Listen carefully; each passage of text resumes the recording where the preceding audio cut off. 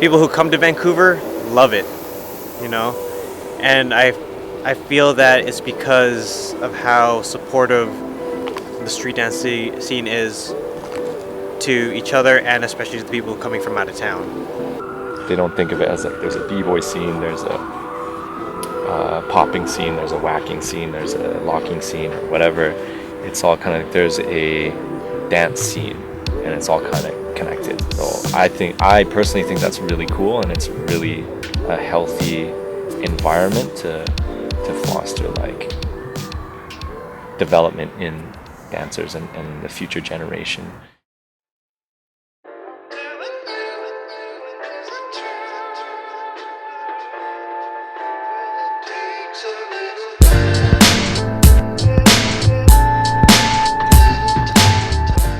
I started in Vancouver with breaking, and so I just feel like there's something there. Like I need to sort of give back in a way to my community and to the scene that I grew up with by representing them, and I want to represent them well.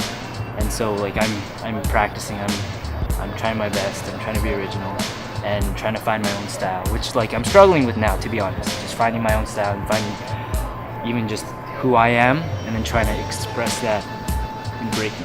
There's not many numbers here, but the dope b-boys are hella dope. Everyone's got their own flavor, and it's really good to see. It's because of there's more jams, more opportunities, and people are actually traveling now too.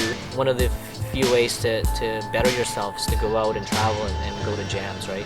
Because Vancouver's too small, you know what I mean? You have to go and travel and check out the other scenes around the world. I do believe that Canadians should have pride in their scene, because like we are in this day and age where you can look elsewhere for inspirations, and that's cool. But then all of a sudden, if like all these people are looking elsewhere, then we're just like this melting pot of whatever. I think the important thing is to represent from where you're from, and that's what I'm trying to do.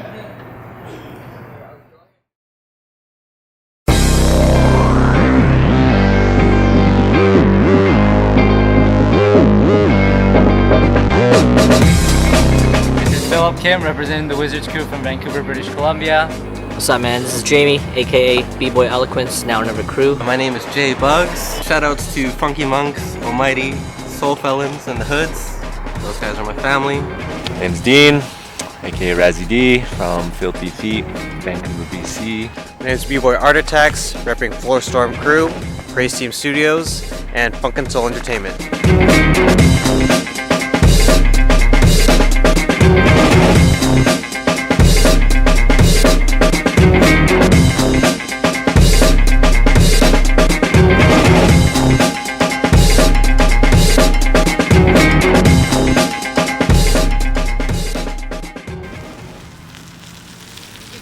How did I get into dance? Well, here's my lame story, because everyone's got a lame story.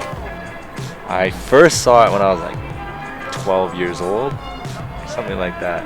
And I saw Freestyle Session 3. My brother borrowed it from his friend who was a b-boy.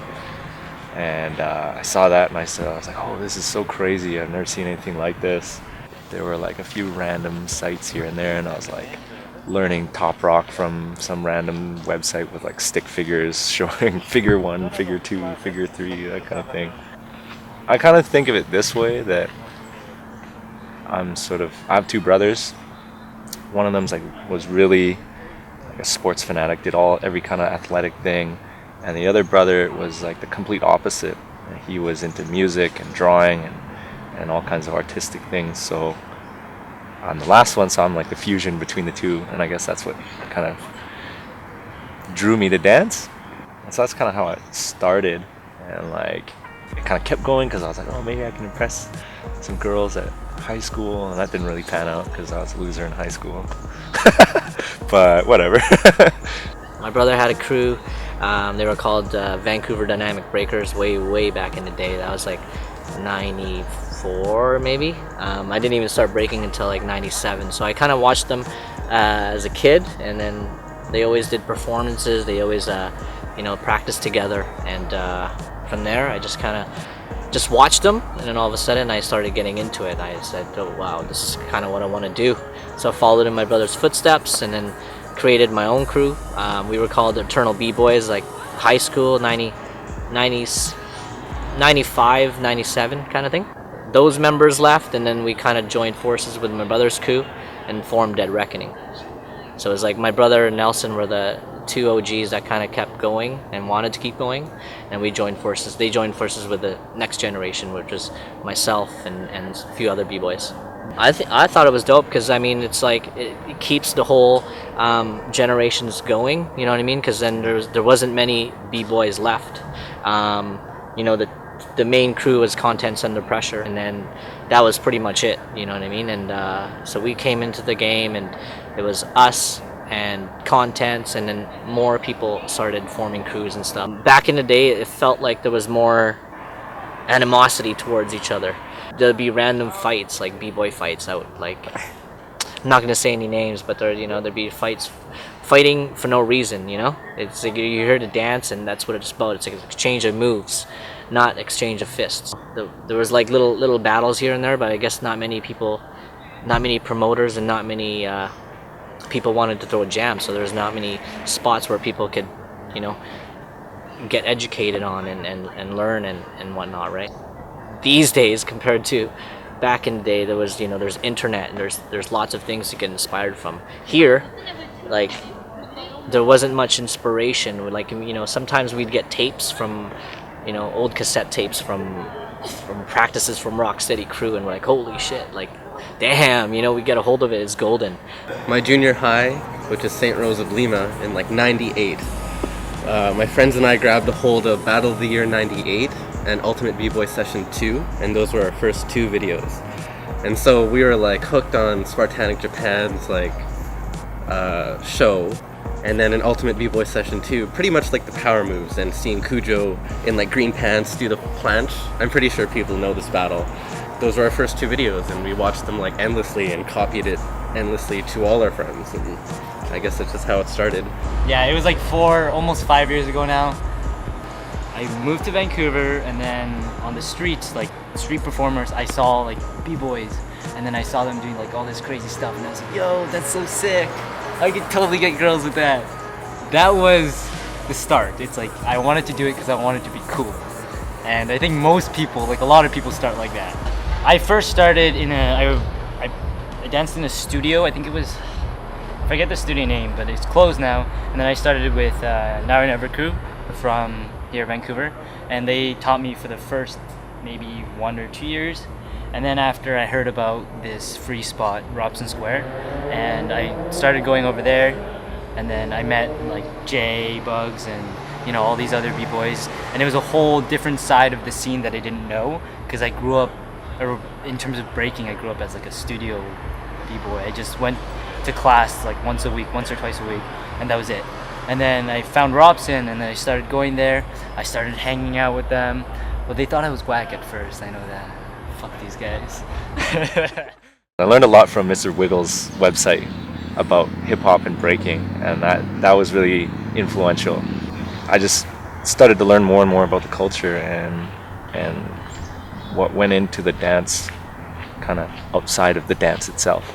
At this point now, what I really look for is just knowledge about the culture and knowledge about the dance and how it was and all this stuff, and also, you know, for me personally, it's learning different styles and seeing how that influences my breaking. We had like one cassette tape that we all copied, and it was like some terrible mix, but we all thought it was like breaking music. And so it was like, yo, if you're a B-boy, you gotta put this in. There were like crews in Calgary already breaking, but we were too young to ever know them or ever connect with them. It didn't matter if you sucked or not. It's just like, oh, you're a B-boy? Cool.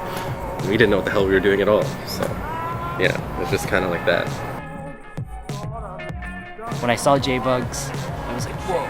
And Shane, and I've had like sort of multiple mentors, but I guess Jay's the big one. And so when I saw him, I was like, yo, this guy is like so dope. He's super original. And so I was kind of drawn to that. And then I kept asking him for help. And then Jay was dope because he would always be willing to help. Like he would take time out of his practice to help other people. And so that's what I liked about him. And then eventually, yeah, we just hung out more and became friends. And so my style incorporates like some of his stuff, I guess.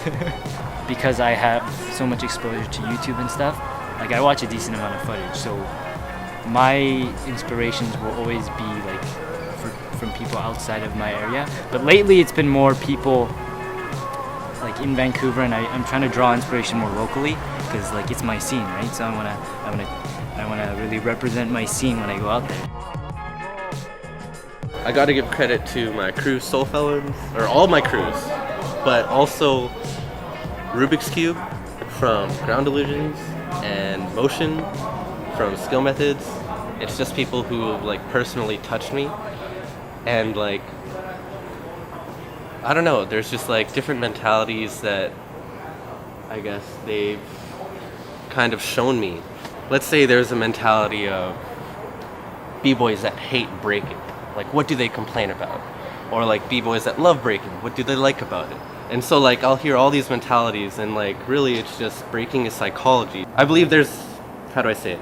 Intelligent design and freestyle. Intelligent design to me would be like modern furniture. It's perfect and like square and right angles, and we like room temperature and shit. Like, so that like needs thought. And then there's like the freestyle where it's like, okay, complete natural whatever's happening through me.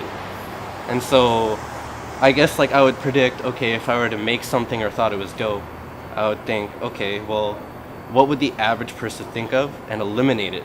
And so once I eliminate the ideas that I think people would do, it's like, what am I left with? And I would use those as tools. So a lot of the times it's like fuck ups, it's other people's fuck ups, it's the trash ideas that like people throw away and like trying to smooth it out. And so hopefully it's like taking the beauty in something bad, and like sometimes it's successful, sometimes it's not, but it's really the experimentation process, and sometimes it takes a while. And so I guess it's accidental, kind of not really. It's math, but kind of whatever flows. I don't know. It's kind of like both, but yeah, I guess that's how I did it. I used to practice like every day in my garage on like this old Persian carpet that we had. But yeah, I did it all in secret. And then like my brother found out someday, and then he was like, oh, I didn't know you did this. You should go practice with my two friends. So that's kind of how I connected with the Vancouver scene. But yeah, I started traveling a little more. That was more when I got down with my crew, Filthee Feet. They were dudes from Victoria primarily, and but a lot of them started moving over to Vancouver. I don't know if anybody remembers this DVD, but Detours, that was one of a super influential video that I saw. It had guys like Midas and Robzilla and Cujo and Elsewhere, and these dudes were just, you know, every single one of them danced completely different, and I don't think I've ever seen anyone dance like any of those four, especially Midas. So all these people have had a huge influence on like how I dance, and over the years you kind of figure out what you like and what you don't like. I just kind of got drawn to doing footwork just because it's fun. Like, you know, there's some people who learn power and they're like, oh, it just feels really cool. You know, you're spinning and you just, I don't know, you have that free feeling of like this momentum is just taking you in these crazy ways. And for me, honestly, like when I do footwork, it has that feeling of like very momentum based a lot of times, and it feels like in a lot of ways like when I'm doing my footwork, it feels like I'm doing power, but I can't do power.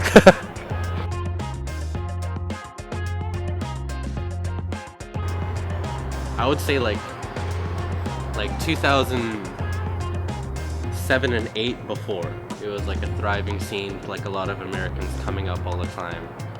There'd be videos where I'd see like a lot of famous Americans coming up. It has a deep history with Contest Under Pressure, Filthee Feet, Ground to Air, Body Language, FloorStorm, Now or Never.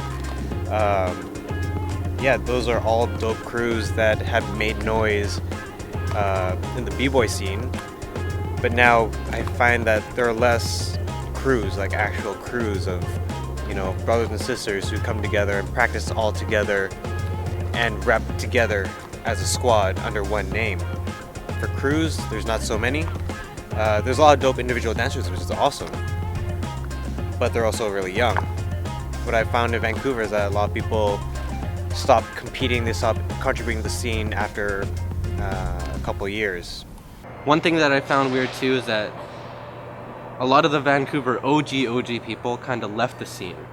Before, it was progressing in a very slow pace, because I think the main reason was there wasn't many original OGs still doing it and maybe supporting the scene. I think that's why, you know, things could have went faster. And so there's like this generation gap where like maybe a lot of young kids became, I don't know, the OGs of the scene. And so that's kind of like what makes this Vancouver scene weird. Like let's say if you go to Toronto or something, there's like ages and mad people, like lots of generations of b-boys. And it's not like that here. So before it was dope.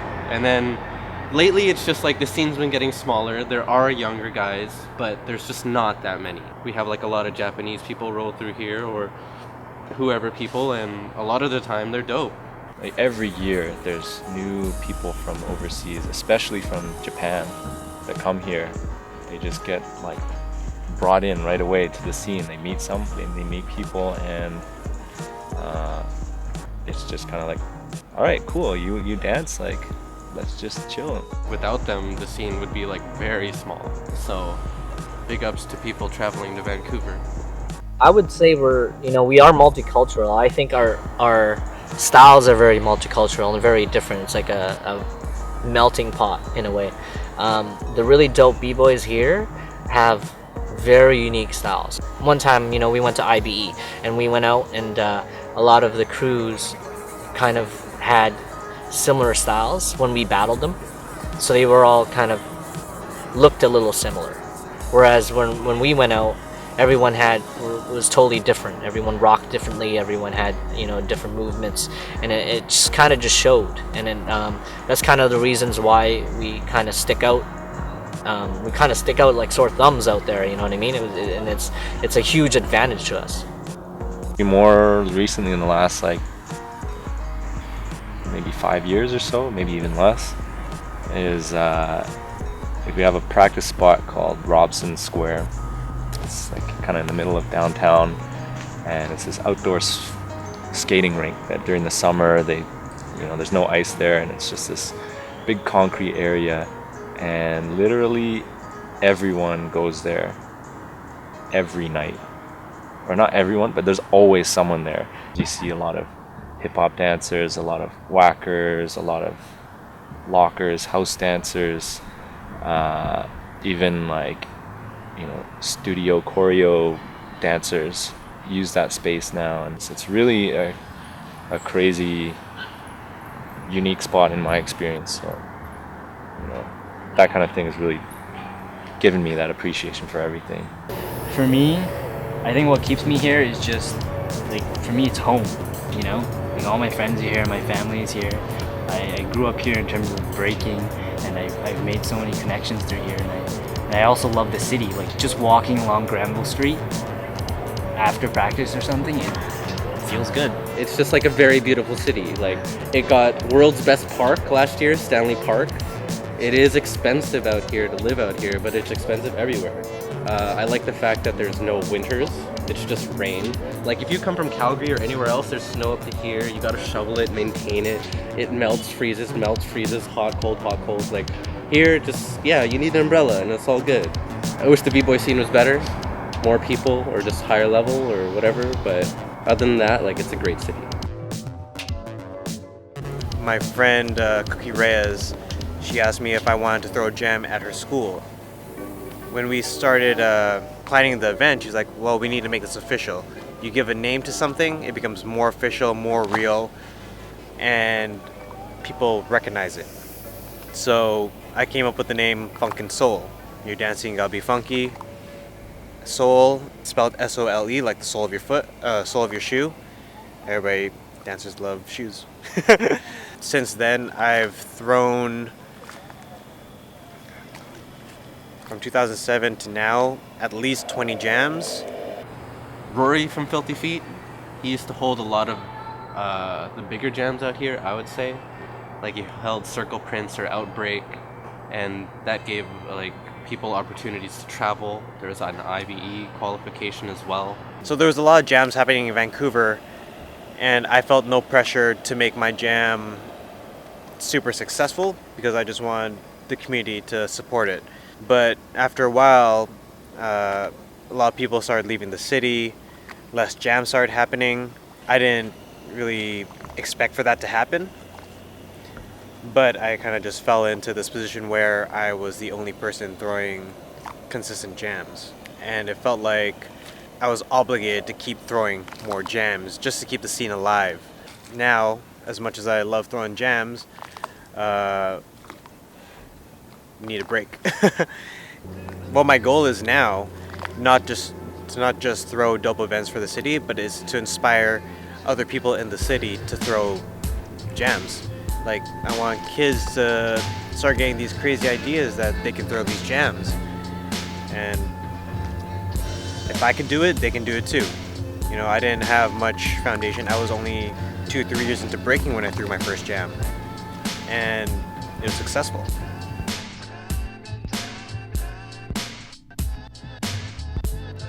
We gotta make Vancouver a spot for people to want to go to.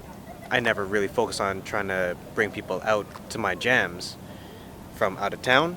I just want the city to support itself. I don't want people to go to jam just because Salah is coming, just because Thesis is coming. I want people to come because this is their city, this is their scene, and they gotta support it. Vancouver has dope dancers that people should be coming from out of town to see. Well, right now my plan is to move to Korea for a bit and just train breaking there. That's the plan. Hopefully it happens, but in the next few years, I just want to break. Like after I'm done high school, I plan on going to university, but I want to wait it out. I want to experience the culture in other areas. Like I haven't been to Asia for breaking, I haven't been to Europe, and so my goal in the next few years is just to sort of experience breaking as a whole community from like around the world. At the very moment, I can't really travel. My mom told me I can't travel until I finish school. And it sucks because, I mean, I'm very grateful for where I am right now and what my parents have like provided for me and stuff. But at the same time, I don't think they fully grasp like what breaking really means to me. Like it's like my passion, right? And I want to keep going with it. And I know I can do well in it. So I want to keep pushing it and I don't want to stop.